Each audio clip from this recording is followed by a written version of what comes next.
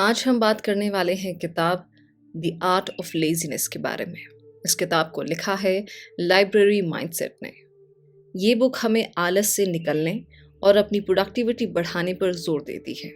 ये किताब ऐसे कई रहस्यों को उजागर करती है जो हमारे कार्य सफलता के लिए ज़रूरी हैं, जैसे अपने कार्य की जिम्मेदारी लेना, मल्टीटास्किंग ना करना जैसी बहुत सी बातों को साधारण तरीके से हमारे सामने पेश करती है ताकि हम उन्हें फॉलो कर सकें। तो चलिए शुरू करते हैं।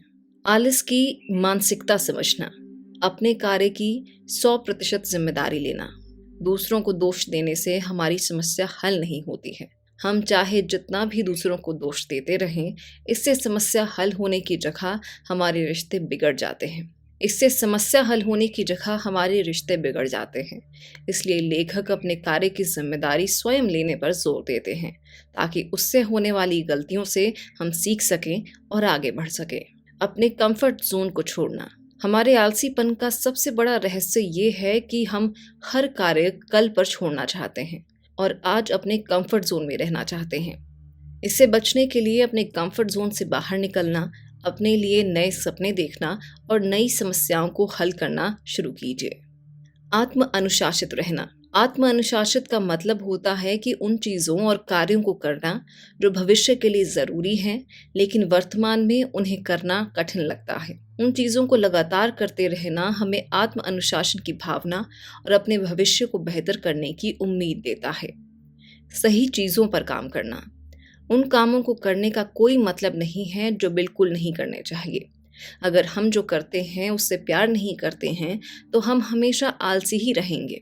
ये हमारे शरीर के संकेत हैं कि हमें अपना काम बदल लेना चाहिए। पूर्णतावाद की भावना से दूर रहें। हमें परफेक्शनिज्म के स्विच को चालू और बंद करने में सक्षम होना चाहिए, क्योंकि कभी कभी इसकी ज़रूरत होती है और कभी कभी नहीं। हमेशा पूर्णतावादी ना बने, परिस्थितियों के अनुसार इसे बदलते रहें ताकि हम पूर्णता के पीछे अपने आलस को ना छुपा सकें। औसत दर्जे का मत बनो। हमारे पास हमेशा महान बनने या औसत दर्जे का बनने का विकल्प होता है। महान बनना कोई आसान काम नहीं है। हमें हर दिन अपना सर्वश्रेष्ठ देना, असफलता मिलने पर सीखना और बहुत संघर्ष की आवश्यकता होती है। औसत दर्जे के लोग कभी भी अपना सर्वश्रेष्ठ नहीं देते हैं। वे एक बार चीज़ें ठीक हो जाने पर शांत हो जाते हैं या उन्हें पता होता है कि अगर वे आगे बढ़ते रहे तो चीज़ें मुश्किल हो जाएंगी। मल्टीटास्किंग एक झूठ। मल्टीटास्किंग का मतलब है एक समय में एक से ज़्यादा कार्य करना। ये सुनने में तो अच्छा लगता है, लेकिन ये कारगर नहीं है। हम एक ही समय में कई महत्वपूर्ण कामों पर ध्यान केंद्रित नहीं कर सकते। अगर हमारे पास 2 महत्वपूर्ण काम हैं, तो मल्टीटास्किंग हमारी कार्य क्षमता को कम कर देगी। साथ ही हम लगातार काम बदलते रहते हैं तो हमारी थकने की संभावना भी ज़्यादा होगी। 3 ऐसे टिप्स जो हमें अधिक उत्पादक बना देंगे। कार्य बदलने से बचें। हम जो कार्य कर रहे हैं उसमें से भी डिस्ट्रैक्शंस को हटाना। अपने फ़ोन पर सभी अनुपयोगी सूचनाओं को बंद करना। एक दैनिक दिनचर्या विकसित करना बहुत महत्वपूर्ण है, क्योंकि दैनिक दिनचर्या के बिना हम अपने काम में निरंतरता नहीं रख सकते। इसके बिना हम कुछ दिन अच्छे कार्य के लिए मोटिवेट होंगे और बाकी दिन हम में मोटिवेशन की कमी होगी और हम टाल मटोल करेंगे। इसलिए हमें अपने दिन को प्लान करना होगा। ना कहना सीखना होगा।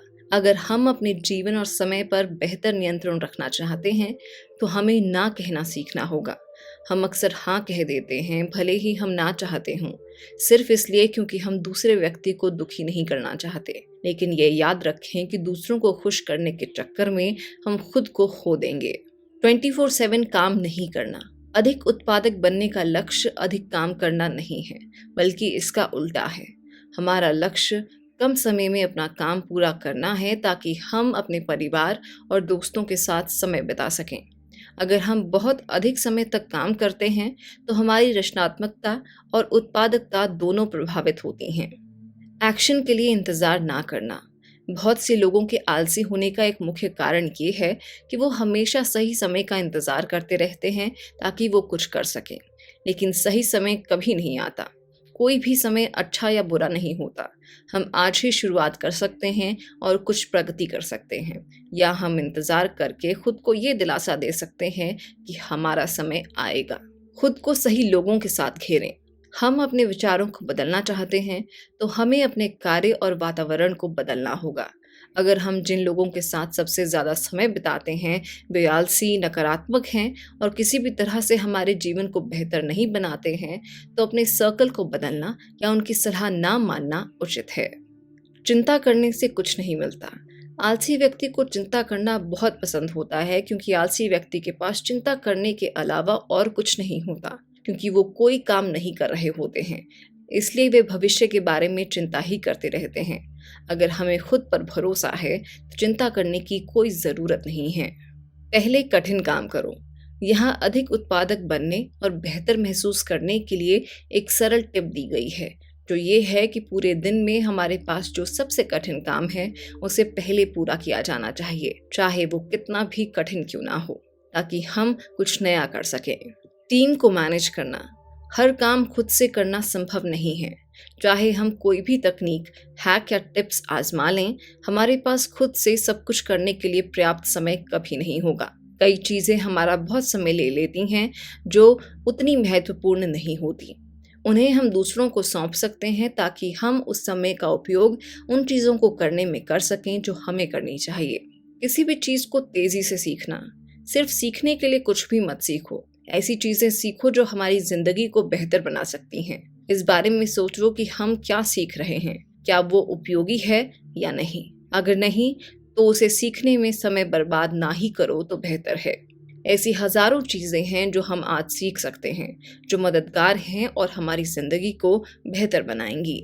आज किताब के इस हिस्से तक ही बात करेंगे। जल्द मिलते हैं एक नई वीडियो के साथ।